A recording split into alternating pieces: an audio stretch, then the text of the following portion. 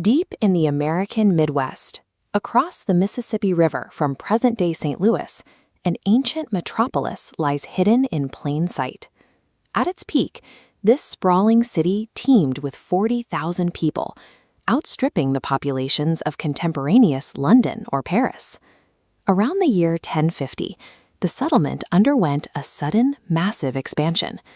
A precise grid system was laid out across the floodplains, aligned with the movements of the stars. At the very center of the grid stood Monk's Mound.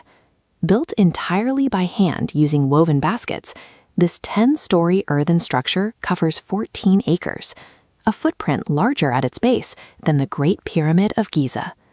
The city became a vibrant hub for immigrants from hundreds of miles away. In the Grand Plaza, athletes played high-stakes games of chunky, while smoke rose from workshops where artisans hammered out copper ornaments and shaped exotic shells from the Gulf Coast. Through complex engineering and vast trade networks, Cahokia established itself as the undisputed center of the North American world. But by the mid-14th century, the Grand Plazas emptied out, the temple fires went cold, and the population seemingly vanished into thin air.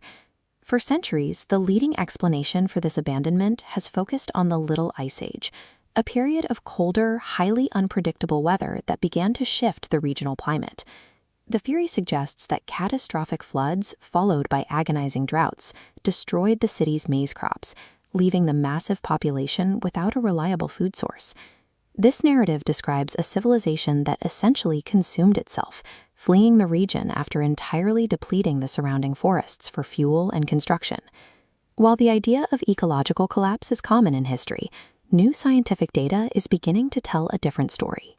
Researchers recently analyzed soil samples from the site, searching for the carbon isotopes left behind by ancient plants to verify the crop failure theory. The data shows that carbon signatures remained consistent over centuries. If a massive drought had wiped out the maize, hardy prairie grasses would have dominated the landscape. Instead, the levels indicate that the crops never failed. The Cahokians were master agriculturalists who supplemented their maize with fish, birds, deer, and forest fruits. Their use of hand tools protected the earth's fertility, and sophisticated storage systems helped them survive harsh seasons. The evidence creates a paradox. If the earth remained fertile and the people were not starving, then the environment did not force them to leave. Scientists have had to look past the environment and into the city's internal social record to understand why tens of thousands of people walked away. Excavations inside a structure known as Mound 72 reveal a society marked by stark inequality and public rituals designed to project absolute power. At the center of the mound lay an elite man buried on a cape of 10,000 marine shell beads, arranged in the shape of a falcon, the Birdman. Surrounding him were the remains of over 250 people. Many were young women buried in mass graves, or men who had been violently clubbed to death. Some victims even appeared to have been buried alive, their fingers still digging into the sand beneath them. Around 1175, the ruling elite constructed a 2-mile-long wooden palisade with watchtowers. This wall did not protect the city's perimeter. It cut straight through existing residential neighborhoods, violently dividing the commoners from the ceremonial district. This wall was rebuilt multiple times, shrinking to enclose a smaller and smaller portion of the core. Archaeological records show no evidence of an outside invasion or a foreign army. Instead, they found burned residential compounds, suggesting internal uprisings.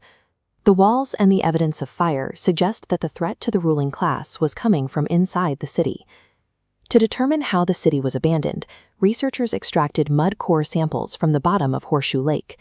These cores contain fecal stanals, microscopic molecules produced in the human gut that are preserved in sediment for thousands of years. Their concentration levels act as a direct proxy for population density. The stanal data shows a slow, decades-long decline rather than a sudden drop. This indicates a gradual dissipation of the population rather than an overnight apocalypse. The data suggests that the exodus was a highly intentional choice made by thousands of people over several generations. As the walls grew more restrictive and centralized authority weakened, the cohesive identity of the metropolis began to splinter. Citizens made a conscious decision to walk away from the system of sacrifice and inequality.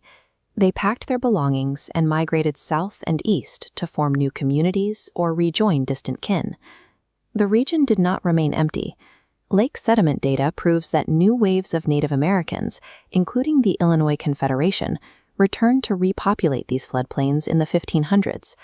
The legacy of this civilization continues through the modern Osage Nation and other indigenous peoples, who carry the traditions and knowledge of their ancestors forward today. The empty mounds stand as a testament to a society that adapted and thrived. They represent a people who did not simply vanish, but chose to transform their way of life.